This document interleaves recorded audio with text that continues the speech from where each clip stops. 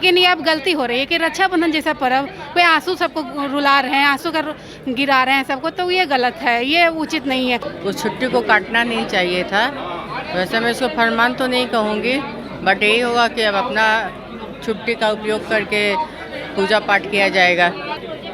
हित में नहीं है, हम शिक्षकों के हित में नहीं है।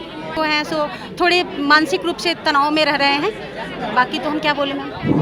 शिक्षक दिवस के अवसर पर शिक्षकों को जो है सम्मान देने का एक काम किया जा रहा है, तो दूसरी तरफ के पाठक जो शिक्षा विभाग के अपर मुख्य सचिव हैं, उन्होंने फरमान जारी किया, जिसके बाद शिक्षकों में काफ़ी आक्रोश है। वहीं हम कुछ शिक्षिकाओं से बात करने की कोशिश करेंगे कि के पाठक के फरमान को आप किस रूप में देख रही हैं, क्या ये शिक्षकों के हित में है। तो चलिए कुछ शिक्षकों से जो है वो बात करते हैं। के पाठक जो विद्यालय में व्यवस्था कर रहे थे बहुत अच्छा किए, हम लोग बहुत समर्थन किए कि आज मेरा विद्यालय खुशहाल हो गया, बच्चों से परिपूर्ण हो गया।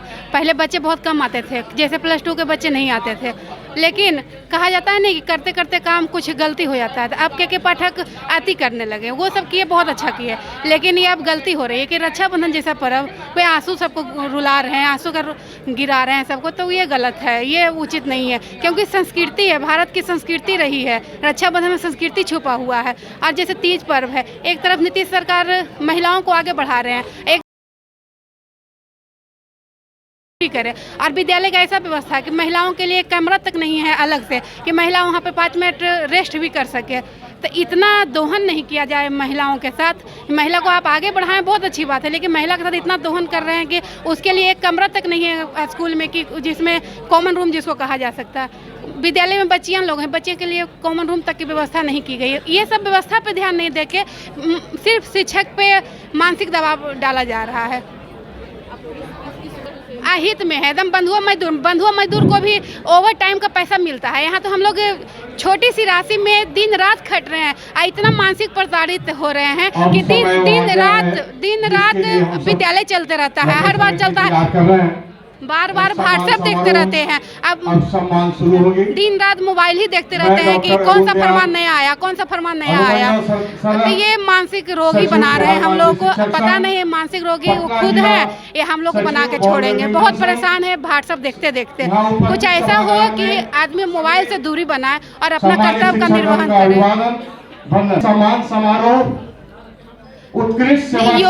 योग्यता तो है, तब तो आपके विद्यालय में है, अगर योग्यता नहीं है तो नहीं विद्यालय में रहते। बात रह गई, आप जो बीपीएससी एग्जाम ले रहे हैं, आप 2019 में एग्जाम लिए हैं, 4 साल से जो मानसिक प्रताड़ित कर रहे हैं अभ्यर्थियों को, क्या आप बिहार को सुरक्षित करना चाहते हैं या मानसिक रोगी को बढ़ाना चाहते हैं? आप जनता के लिए उत्कृष्ट कार्य कीजिएगा या जनता को मानसिक रोगी बनाइएगा? सबसे पहले ये सोचने की बात है कि जिस तरह आप अभ्यर्थियों को पागल बना रहे हैं, 4 साल से इंतजार कर रहा है, किसी का एज पार हो गया, कोई शादी विवाह करने के लिए रुके हुए, कोई अपना फ्यूचर प्लानिंग के लिए रुके हुए हैं, ये इन सब के लिए रुके हुए। तो क्या आप अपना जनता को पागल बनाना चाहते हैं या आप समृद्ध बनाना चाहते हैं अपने राज्य को? तो ये फरमान क्या कहें, वैसे छुट्टी जो दे दिया गया था हम लोग को, उस छुट्टी को काटना नहीं चाहिए था। वैसे मैं इसको फरमान तो नहीं कहूँगी, बट यही होगा कि अब अपना छुट्टी का उपयोग करके पूजा पाठ किया जाएगा। अपना छुट्टी का उपयोग करके पूजा पाठ में हम लोग शामिल होंगे। ऐसे था कि सरकार हम लोग को छुट्टी अच्छा कैसे कर सकते हैं, अच्छा तो नहीं कर सकते हैं।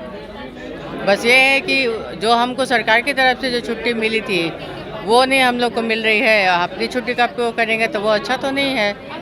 बट ये सारा चीज़ तो है, ये सबको सोचने वाली बात है। सबको ये चीज़ सोचना चाहिए कि हमारा जो छुट्टी है उसका कटौती नहीं करना चाहिए। राखी का, रक्षाबंधन का त्यौहार जो मनाया गया, एक दिन पहले हम लोग को बोला गया कि 30 तारीख के बदले हम लोग को 31 तारीख को छुट्टी दी जाएगी, और फिर तुरंत उस छुट्टी को निरस्त कर दिया गया, और उसके बाद फिर आगे वाली सारी छुट्टी को निरस्त कर दिया गया है। ये सही तो नहीं है। नहीं, हित में नहीं है, हित में नहीं है, हम शिक्षकों के हित में नहीं है। अनुरोध करना चाहेंगे कि हम लोग का पूर्व का जो छुट्टी की सूची थी उसको वो लागू करें। हाँ, शिक्षकों को बंधुआ मजदूर के तरह काम करवाते हैं, ओवर टाइम भी करते हैं, फिर भी शिक्षकों को मानसिक प्रताड़ित करते हैं। जो हम लोग को छुट्टी रद्द कर दिए हैं उनको वापस करने की मांग करते हैं, उनको छुट्टी वापस करें। क्या मैम?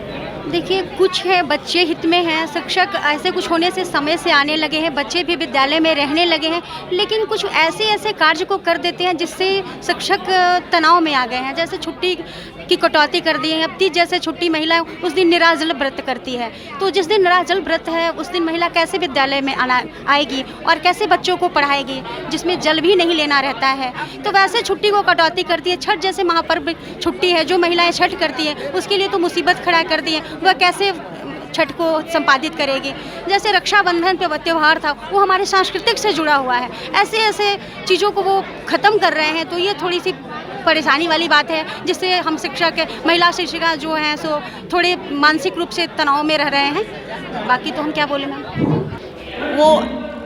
वो क्या सोच के रिसर्च कर रहे हैं, उनके दिमाग को तो हम लोग भाप नहीं सकते हैं। मेरे माइंड से वो टॉर्चर कर रहे हैं, ये कोई तरीका नहीं हुआ। ये हम लोग इंसान हैं, टीचर हैं, हम लोग बैल नहीं हैं। वो बैल की तरह मार के हंटर के मार से कि जैसे किसान खेत जोतवाता है वैसे पढ़वाना चाहते हैं। जब टीचर माइंड से फ्रेश ही नहीं रहेंगे और मेंटली टॉर्चर सहते रहेंगे तो बच्चों को क्या ज्ञान देंगे। तो ये के पाठक का रिसर्च गलत ही रिसर्च है। हाँ, टीचर एक डॉक्टर, एक इंजीनियर और एक नेता भी पैदा करने का कैपेसिटी रखता है। तो टीचर को आप सम्मान नहीं दीजिएगा। टीचर मीन्स सारे लोगों के गुरु हैं हम लोग, और फिर भी आप रिस्पेक्ट नहीं दे रहे हैं। तो हंटर के मार से कहीं ज्ञान मिला है क्या? आप मार खा के ABCD याद की हैं या प्यार से की हैं, बताइए। का रिसर्च फुल्ली गलत है और नए शोध करते रहते हैं। वो तो निर्वंश हैं ही, उनका कोई फैमिली है ही नहीं। वो तो किसी के साथ छुट्टी मनाते हैं ही नहीं, दूसरे को भी चाह रहे हम लोग का पति लोग के साथ तलाक हो जाए, बच्चों लोग से हम लोग का संबंध खराब हो जाए, वो वही चाहते हैं। हाँ, सहन तो करेंगे पर उनको जवाब भी देंगे, छोड़ेंगे भी नहीं।